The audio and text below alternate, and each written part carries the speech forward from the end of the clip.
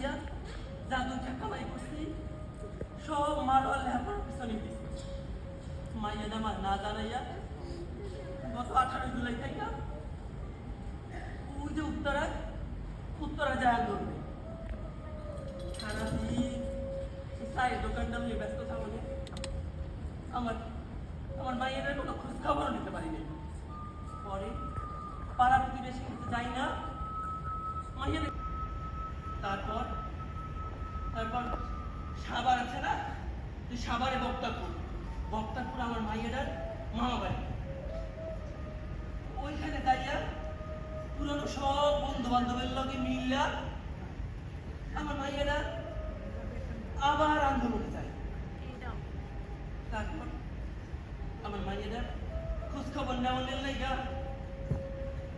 দুপুরবেলা মাইয়েরা ফোন দিই, তখন উনি মোবাইলের মধ্যে অনেকগুলা দৃশ্য, অনেক মিছিলের শব্দ। তখন আমার মাইয়েরা আমার কয়, বাবা আমি আন্দোলনে আছি, আর কিছু আসার সুযোগ নাই।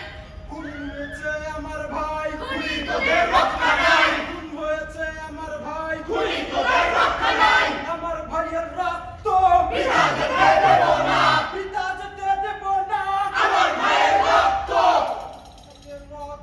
পিতা যেতে দেব না। 5 আগস্টের 5 তারিখে এই যে থানা রোডে যায় নাফিসা। তারপর জাহাঙ্গীরনগর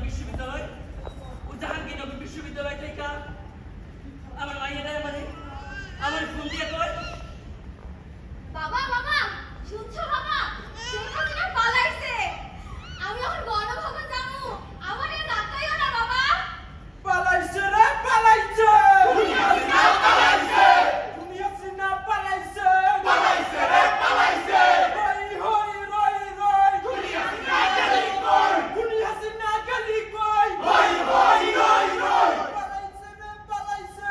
খুনি হাসিনা পালাইছে, খুনি হাসিনা পালাইছে। মাইয়েরা আমি কইলাম হাসিনা পালাইছে, তাতে তোর বাপে খাই চা বেচা। একদিন চা না বাসলে তোর বাপের পেটে খাওন জোটে না। অনেক রাগারাগি কইরা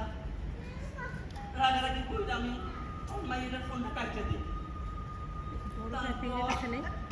তারপর দুপুর 2টার দিকে আমার মায়ের ফোন থেকে একটা পোলায় আমার ফোন দিয়ে কয়,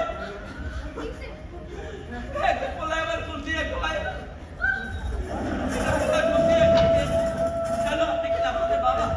হ্যালো হ্যালো, বাবা কে ডাকে? আপনি কি নাফিসের বাবা বলতেছেন? বাবা কে ডাকে? কি হচ্ছে? আমি আন্দোলন থেকে বলতেছি, নাফিসের পক্ষে গুলি লাগছে।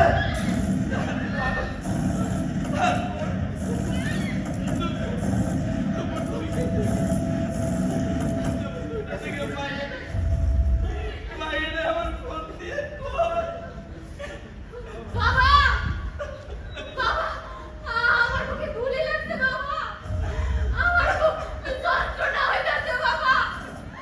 বাবা আমারে লুকাও বাবা, আমার বুক কষ্ট হইতাছে বাবা। তোমারে দেখতে ইচ্ছা করতাছে বাবা। বাবা আমি মরে গেলে আমার লাশটা নিয়ে নিও বাবা। আমার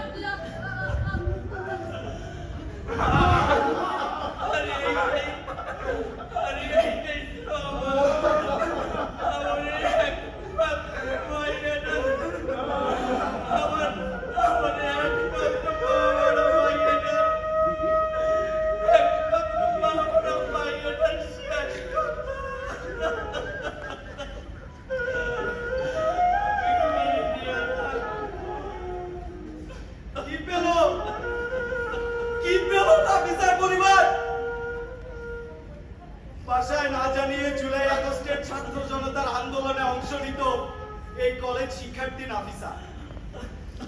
17 বছর বয়সী শিক্ষার্থী আন্দোলনের সময় সব সময় থাকতো সম্মুখ সারিতে।